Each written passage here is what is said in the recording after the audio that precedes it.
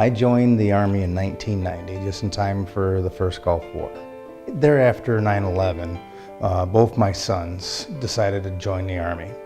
You know, being a licensed attorney, 10 years practicing at the time, I'll go be a JAG officer. I was trained as what's called a field radio operator. And then I took special training as an SLF, as a special landing force. Such as the Marines did during World War II, we did some in Vietnam.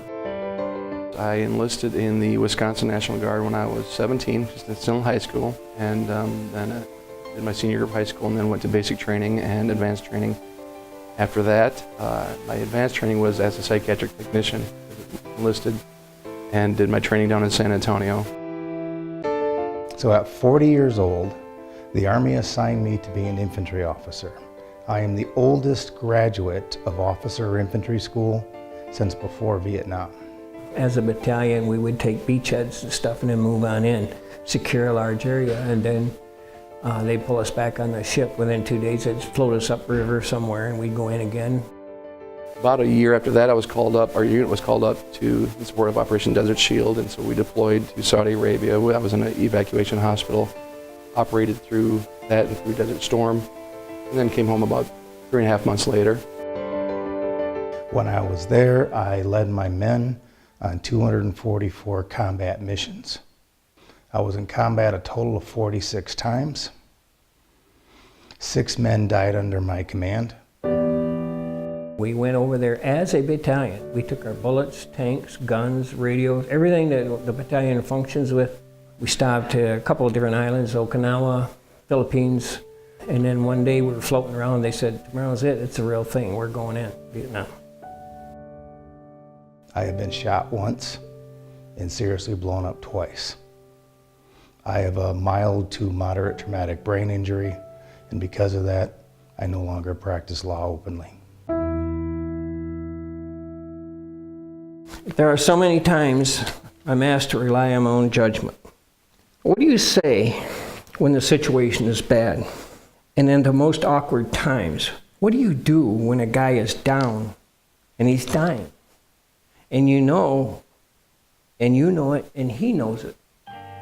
You can't say that you know he's going to die. You can't tell him anything except somehow you reach in deep, and with all the ability in your heart, you assure him he's going to be all right. I came home pretty much physically unscathed. They tell me now mentally I wasn't so lucky, but it took years for me to finally probably to admit that.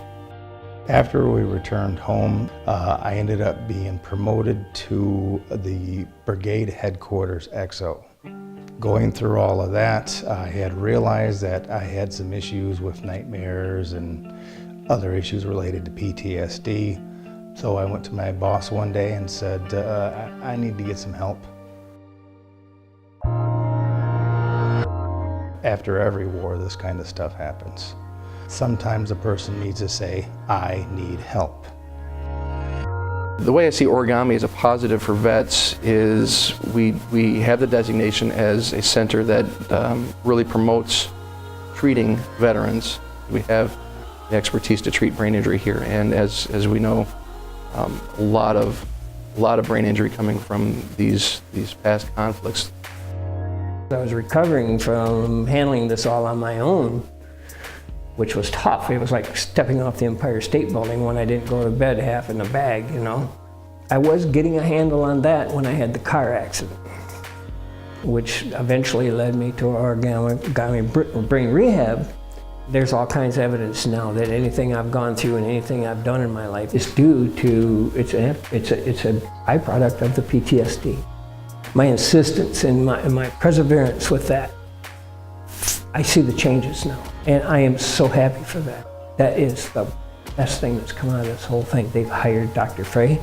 We have the expertise here to bring vets in and really assess them in a very comprehensive manner and say, hey, we understand what's going on. I bet this is happening for you. I bet this is happening. And they're like, yeah, you're right. And you kind of see that light turn on, and they realize that there is some hope. There's something that can be done about this.